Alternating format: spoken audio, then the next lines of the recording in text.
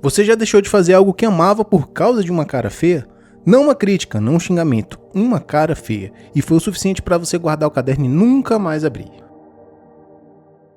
Walt Disney foi demitido porque o chefe disse que faltava imaginação. Stephen King jogou o manuscrito de Carrie no lixo. Van Gogh vendeu uma pintura só e para uma amiga ainda com desconto. A opinião alheia quase acabou com 3 das maiores obras da história. Imagine que ela já não acabou com obras que a gente nunca vai ver.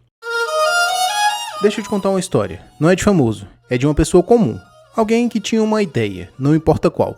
Podia ser um negócio, uma música, um projeto, uma conversa que precisava ter. Algo que fazia sentido para ela, que ela queria fazer de verdade. Aí ela comentou com alguém próximo, familiar, amigo, colega, e a pessoa olhou com aquela cara. Sabe aquela cara assim, não de crítica, mas não falou nada de errado, só fez aquela expressão de que interessante, dito sem nenhum interesse, e pronto, acabou ali. A ideia não morreu naquele dia, foi gradual. A pessoa foi adiando, foi encontrando motivos para não começar. Foi esperando o momento certo que nunca chegou, até que um dia percebeu que a ideia ainda estava lá, só que enterrada embaixo de um monte de "e se as pessoas acharem estranho? E se der certo? E se não der certo? E se rirem de mim?" E o mais louco, a pessoa que fez aquela cara provavelmente nem se lembra disso. Dormiu bem aquela noite, acordou no dia seguinte, tomou café e seguiu a vida. Você ficou carregando o peso daquele olhar por meses, talvez por anos.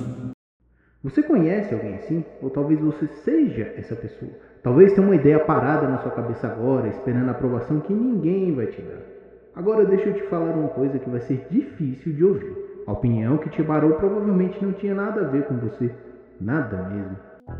Quando você fala que quer mudar de emprego e alguém diz, nossa, mas tem uma estabilidade. Quando você não posta um desenho porque já imaginou o comentário que alguém vai fazer. Quando você deleta o vídeo antes mesmo de publicar porque achou que não estava bom o suficiente. Mas bom o suficiente para quem? Quando você fecha o caderno antes de alguém ver porque tem medo das expressões que a pessoa vai fazer? Sabe o que está acontecendo com esses casos? Você não está se avaliando. Você está se defendendo de uma crítica que ainda nem aconteceu. Porque sua coragem de tentar lembra quem te rodeia de tudo que eles não tentaram. Seu movimento incomoda porque tem gente que parou faz tempo e é mais difícil te frear do que encarar o seu próprio medo. Não é maldade, é mecanismo de defesa. Funciona assim desde sempre. Pensa numa crítica que te travou de verdade. Agora, pense em quem disse. Essa pessoa estava bem com ela mesma quando ela falou tudo isso? Estava realizando os próprios sonhos? Estava fazendo algo que amava? Porque gente feliz e realizada não perde tempo tentando apagar a luz do outro. Gente realizada torce. Gente paralisada freia. A opinião que mais dói raramente fala sobre você. Fala sobre quem a emitiu. E aí você fala, mas saber disso não vai fazer a dor passar. Verdade. Mas muda uma coisa. Muda quem você coloca no banco do juiz da sua vida. Mas aqui é onde a coisa fica pesada, porque com o tempo a opinião alheia para de vir de fora. Ela migra, você absorve tanto o olhar do outro que ele vira sua própria voz interna. E aí você nem precisa de mais ninguém para travar. Você mesmo faz isso antes de qualquer um. Sabe como isso parece no dia a dia? Você não publica o projeto porque já ouviu na sua cabeça o que alguém ali vai falar. Você não mostra o desenho porque já antecipou a expressão de quem ia ver. Você não abre o caderno na frente de ninguém porque é mais seguro manter fechado. Você quer pedir aumento, mas fica ensaiando o não antes de nem tentar. Você passa mais tempo imaginando o julgamento do que vivendo de verdade. E o pior, você chama isso de bom senso, de maturidade, de saber a hora certa. Mas a real é a opinião alheia morando dentro de você de aluguel e você pagando a conta todo mês sem perceber. Existe uma ideia muito simples que explica isso muito bem. Aquilo que você não enfrenta acaba virando um padrão que se repete sozinho na sua vida. Em outras palavras, a voz que te paralisa tem um nome e rosto, e você sabe quem é. Pode ser aquele professor que disse que você não levava jeito, o familiar que sempre diz um mas logo depois da sua conquista, o amigo que ria das suas ideias antes mesmo de você terminar de explicar. Você não esqueceu essas pessoas, você as internalizou. E elas viraram um comitê dentro da sua cabeça que você reúne toda vez que você tenta algo novo.